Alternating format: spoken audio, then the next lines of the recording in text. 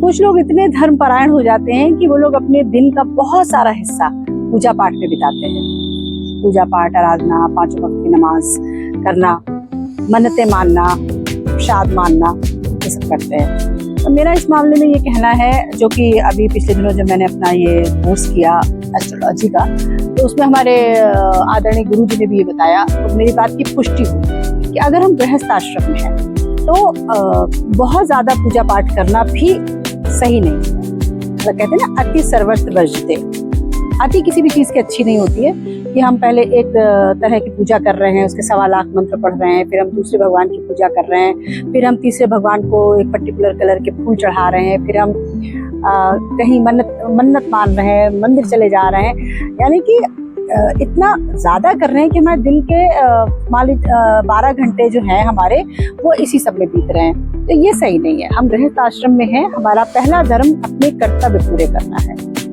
जितने भी लोग हैं, हम हमारी जो ड्यूटीज हैं उन्हें फुलफिल करना हमारी पहली ड्यूटी है। उनसे भाग के और सिर्फ पूजा पे बैठ जाना और एक के बाद एक अनुष्ठान करते रहना, ये सही नहीं है। कहते भी हैं कि जो है अति पूजा दरिद्रता, वो दरिद्रता लाती है। क्योंकि आप क्यों लाती है? क्योंकि आप अपने कर्म से विमुख हो गए। हमारा बेसिक काम पूजा पाठ नहीं है, अनुष्ठान नहीं है।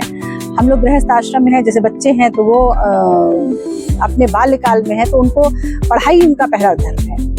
हम लोग जो हैं, अगर पुरुष हैं तो कमाना हमारा पहला धर्म है, अगर महिला है तो घर चलाना हमारा पहला धर्म है। घर के लोगों के सेहत का, खाने का, पीने का ध्यान रखना, उनका भरण पोषण का ध्यान रखना, ये हमारी पहली ड्यूटी है।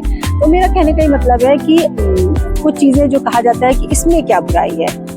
मैं ऐसे एक शख्स को जानती हूँ, आप लोग भी जानते होंगे, कि उन्होंने गृहस्थ जीवन में रहते हुए इतना पूजा पाठ किया, इतना पूजा पाठ में विलीन हुए कि अब कहने भर को वो रह गए हैं गृहस्थ, लेकिन परिवार से बिल्कुल अलग थलग पड़ गए हैं। क्योंकि अपने बच्चों से, अपने पत्नी से, अपने परिवारजनों से, अपने रिश्तेदारों से उनके अच्छे संपर्क ही नहीं बचे, वो कनेक्ट ही नहीं बचा जो एक गृहस्थ का एक रिश्ते में होना चाहिए।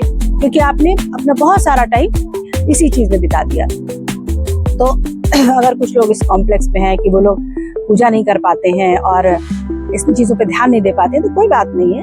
आप नर में ही नारायण देखिए और पूजा भी सिर्फ उतनी ही करिए जितनी आपको अपने बेसिक कामों से फुर्सत मिलने के बाद जो टाइम बचता है, उसमें से आप थोड़ा टाइम निकालिए और भगवान को दीजिए। क्योंकि देखिए, भगवान सब जगह, कण कण में भगवान है।